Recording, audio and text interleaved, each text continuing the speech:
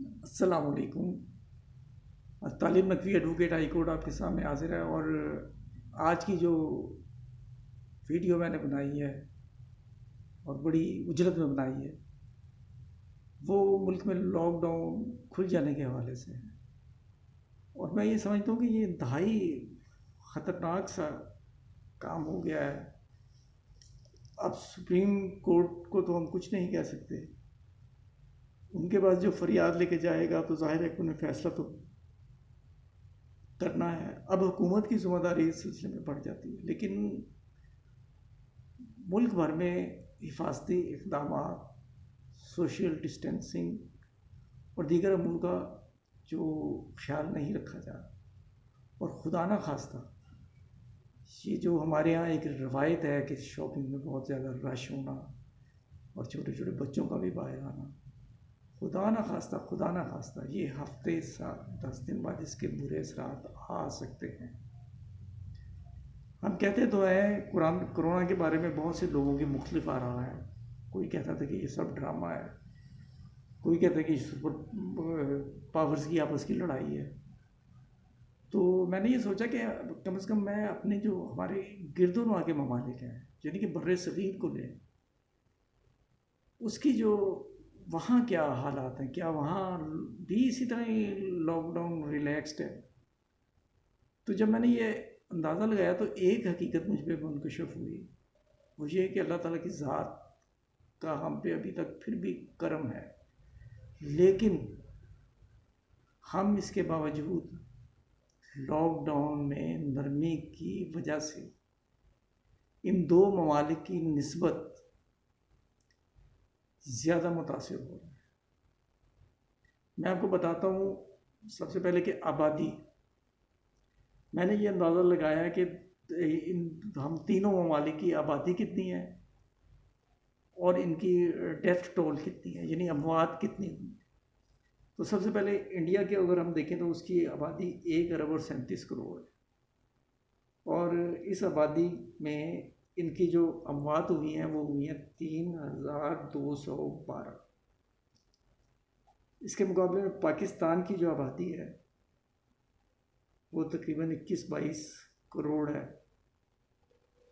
और इसमें जो डेथ हुई है लेटेस्ट जो हम मेरे पास जो हैं अदाद शुमार, वो हैं 986। और बांग्लादेश जिसकी आबादी हमसे भी कम है, जो तकरीबन 16.5 या 17 करोड़, यानी 3-4 करोड़ का फ़र्क है, उनकी जो अमवात हैं वो हैं सिर्फ 370।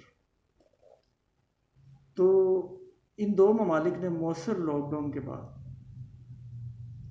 अपने आप को किसी हद तक कंट्रोल कर रखा है। और अब मैं आबादी के तनासिब से आपको बताता हूँ कि पाकिस्तान कहाँ खड़ा।